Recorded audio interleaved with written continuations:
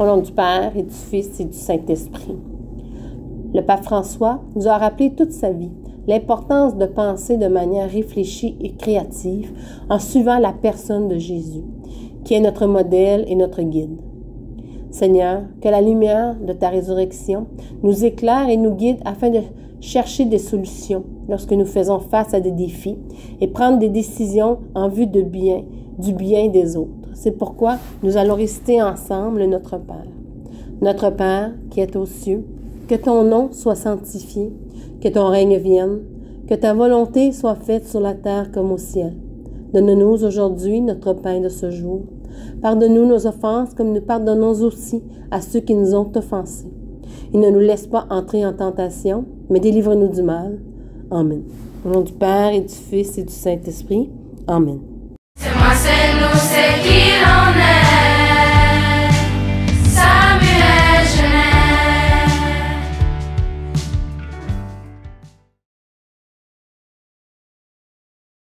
Le pape François est mort. Je vous explique maintenant ce qui va se passer étape après étape. Dans l'urgence, lundi, il y a d'abord eu 1. Le constat officiel du décès du pape. 2. La mise sous scellé des appartements pontificaux pour que tous les documents sur lesquels travaillait le pape et qui n'ont pas eu le temps d'être promulgués ne soient pas rendus publics. Et 3. La destruction de l'anneau pontifical dans une même logique.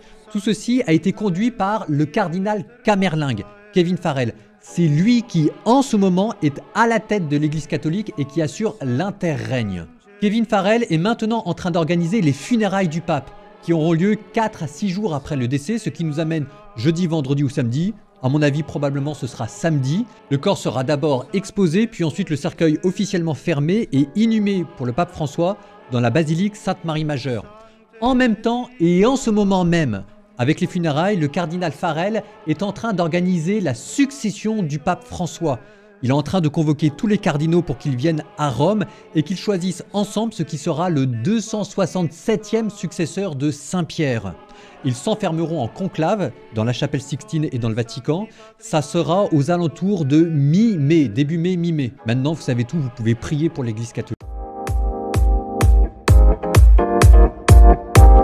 Aujourd'hui, nous avons interrogé plusieurs élèves pour leur poser une question essentielle. Pourquoi est-ce important de participer au groupe étudiant? Allez-y. Bonjour, on est avec. Aujourd'hui, on a une question pour vous.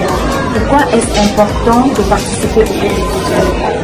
Je dirais que c'est important parce qu'on est les prochains partir, donc on a besoin de choisir les bons candidats. Merci beaucoup. Monsieur Curie, directeur adjoint. Ok, Monsieur Curie. Aujourd'hui, on a une question pour vous. Ben, certains élèves pourraient penser, ben, je suis forcé à aller voter parce qu'on sort de la classe pour s'en va voter. Mais moi, je vois ça comme une occasion pour les élèves, à moins qu'ils votent de façon aveugle. Ça te force à réfléchir, c'est qui le meilleur candidat ou le meilleur candidat. Ça ouvre la porte à la discussion entre élèves et adultes, avec les membres personnels, avec les amis, tout ça pour voir c'est quoi ton point de vue, sur quoi tu as basé pour voter.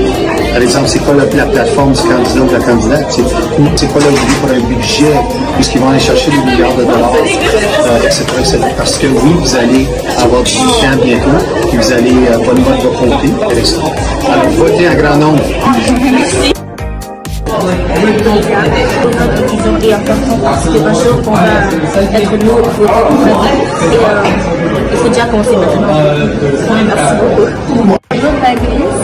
Ok, c'est une façon de se préparer l'été à la station et si on veut que notre voix quand on sera réduite, il faut commencer à s'épuiser ce matin. Merci beaucoup. De rien. Parce que elle doit, comme tout le monde, comme laisser les autres faire des choses à notre place. Merci.